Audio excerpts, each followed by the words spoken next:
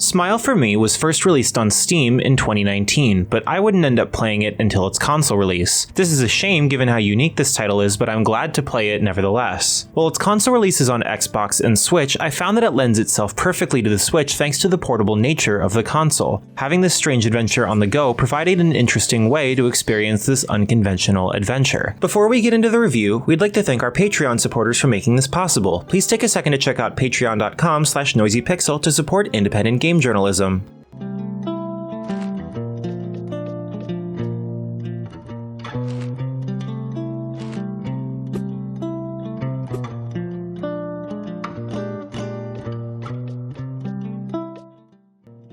Smile for Me is presented as a modern interpretation of point-and-click adventure games. You have full movement and camera control, though the actual game cycle of getting an item, trying to find the place or person you're meant to use it on, and then receiving another one is certainly evocative of titles like Myst or Starship Titanic. The game places you, the protagonist, into the Habitat, a strange, surreal building that purports to be some kind of treatment facility run by Dr. Habit. Habit himself appears in cutscenes as a puppet, but is also drawn in the same two-dimensional style as all of the other characters on the surrounding walls. Supposedly, the patients of the Habitat, including yourself, a botanist, are there because they are unhappy and need to learn to smile again. This is reinforced by the strange motivational posters plastered everywhere. Yet, notably, it seems like many of them are either not that unhappy, or their unhappiness is tied directly to the Habitat and the doctor himself. There's all kinds of other stuff going on here, though it's rather obvious that things are not as they seem, to the point where I would consider that an untwist. From the strange video messages Dr. Habit sends the player, to the way the facility appears to fundamentally and willfully misunderstand happiness,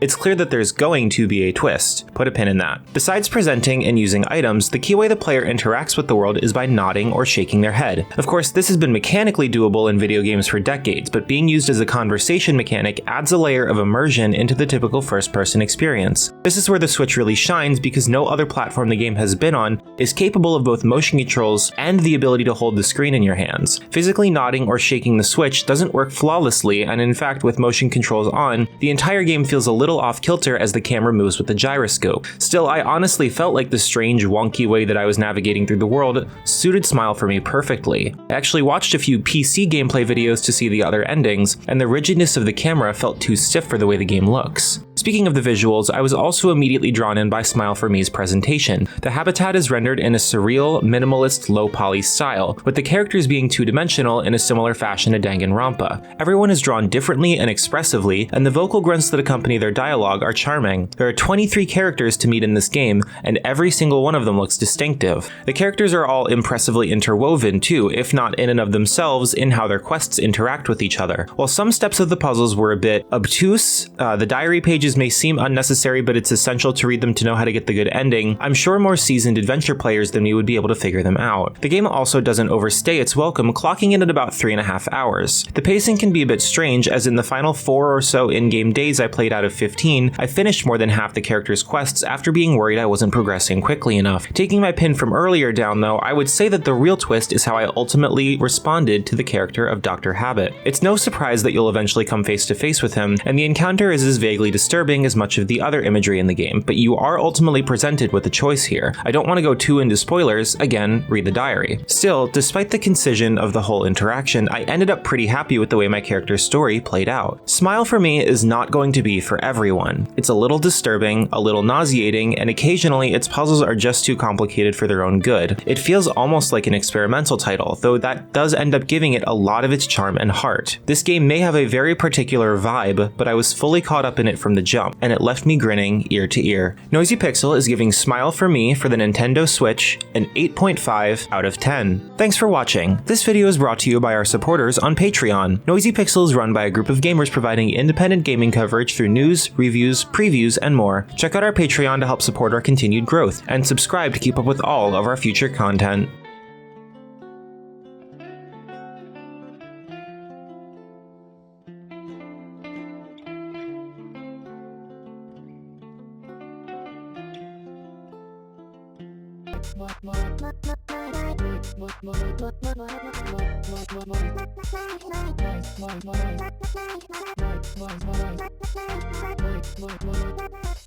Noisy Pixel.